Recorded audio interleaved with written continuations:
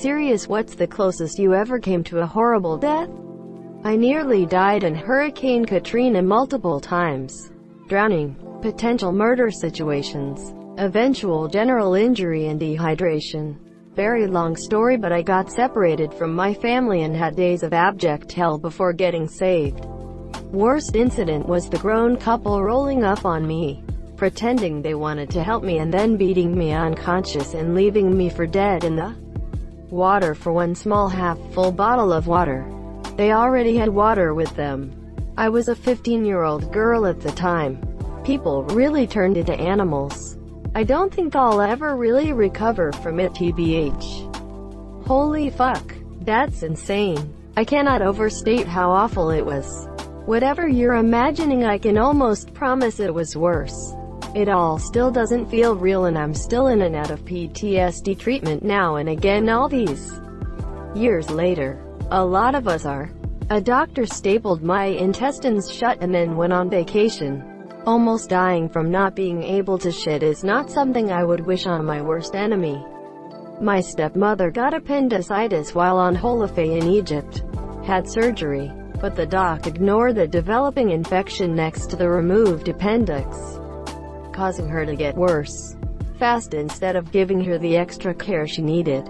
The hospital wanted them to pay the bill immediately, and when they couldn't, because 1, they didn't have the money, and 2, insurance took ages, they threw my stepmother, who had invasive surgery less than a week before, and my father into a jail cell. They got out after the TVH embassy got involved, but it was extremely stressful for them and us back home. I was playing on ice with a really fat friend of mine. I was 9. We knew we weren't allowed to play there, because it's really dangerous, but we still did. Anyway, that friend was an utter idiot. He started smashing the ice with a hammer to make holes for the ducks. And then of course the ice broke and he fell into the water. He was so heavy that every time he tried to get back on the ice, it would break. At some point he got stuck beneath the ice. I am this really lanky thin 9-yo girl, so pulling him up in general was difficult. No one else beside me and 2 friends who were just yelling and screaming from the side of the river were there. So my dumb ass decides to grab the hammer, and I start smashing that ice so it breaks. Then I attempt to pull him back on the ice, but he is so heavy that he pulls me half underwater as well. After about 10 minutes of both of us half drowning in the ice water, I managed to pull him onto the land. He didn't even thank me and ran off crying to his own house. I waited till my clothes were dry and never told my family anything happened. When next day at school my mom heard my friend had to go to the hospital because of hypothermia, I pretended not to know why. Lol. Lesson learned. Don't try to break ice for the ducks without adult supervision, and not while you're on the ice. SMH. This story won't be resolved for me until that person thanks you for saving their life.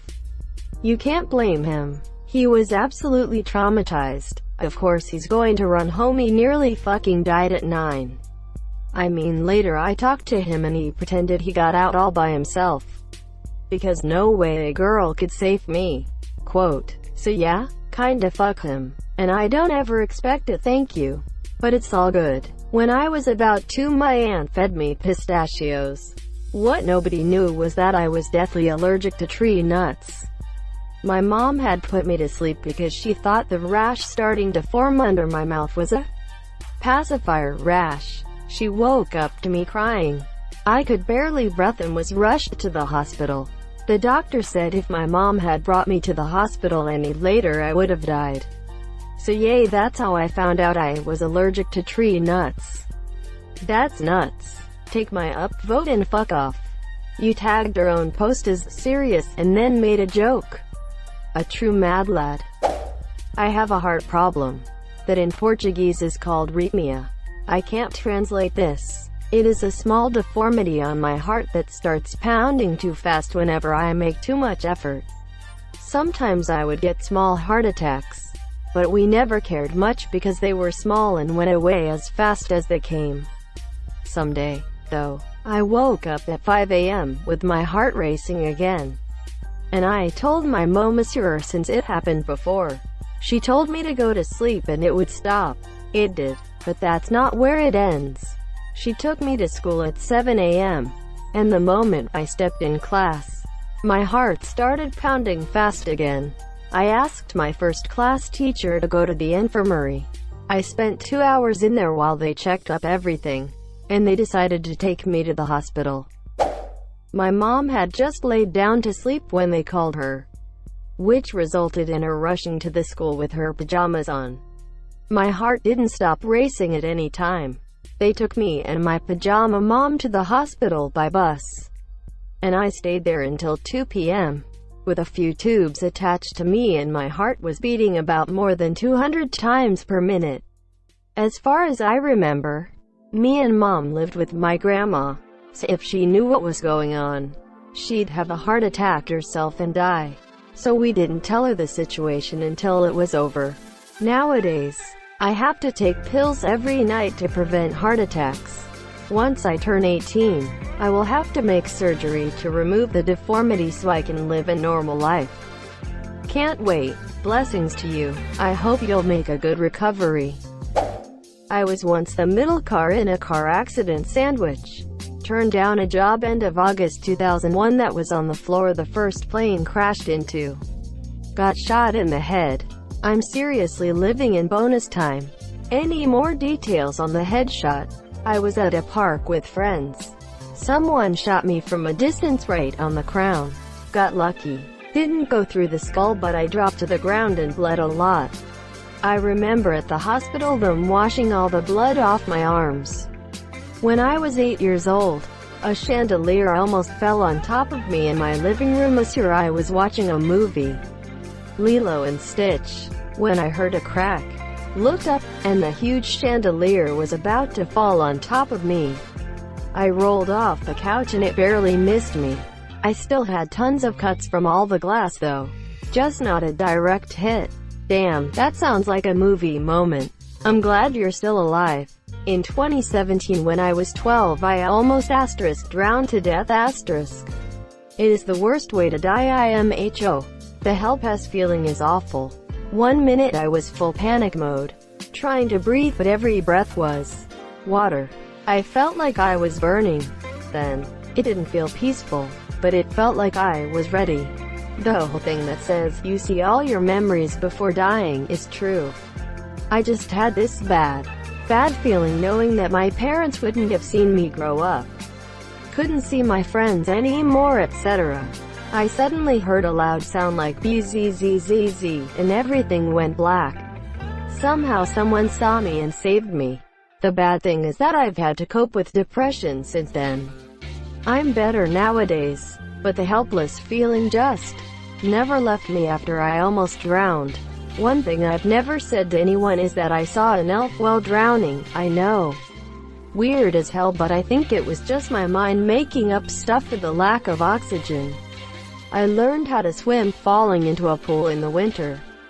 I was pretending that the pool was a pond and I was fishing. It was in Central Florida. Pools weren't closed long, and I don't think covers were common for in-ground pools at the time. Fences around them wasn't a thing in the 80s. I fell in somehow, with layers of clothes on and a heavy coat. I was in preschool or kindergarten at the time. I was at the deep end when it happened. I can still see my arm reaching for the ladder as I am sinking further. All of the clothes were like an anchor.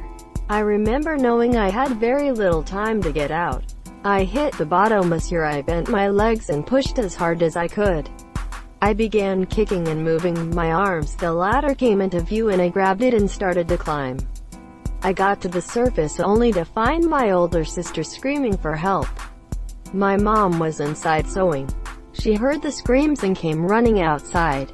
Seeing me climb out of the pool drenched, she scooped me up, stripped off my clothes and threw me in the bathtub with warm water. She asked me if I was okay. I can swim now, Mom. Quote, I never ventured to the deep end when I was in the pool. Always had floaties on and stayed at the shallow end. The summer that followed I would get home from school, yank off my shirt, kick my shoes and socks off and cannonball into the deep end. My mom said that incident would have made people scared to get in a pool at all, but it was the opposite for me. My tonsils tried to kill me when I was a teenager.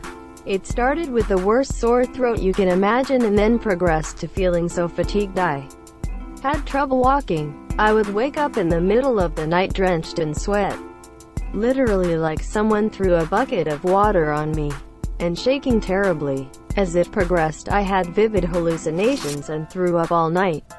I felt immediately better after the tonsils were removed, but I lost 20 to 30 pounds and my hair started falling out after I recovered.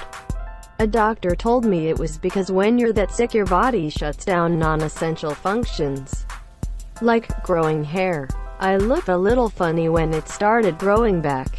Now I'm scared to death because I had problems with my tonsils all my life. I almost died twice because of them. Although they are functioning properly. A guy tried to abduct me when I was 9. The thought of what he might have done to me still freaks me out.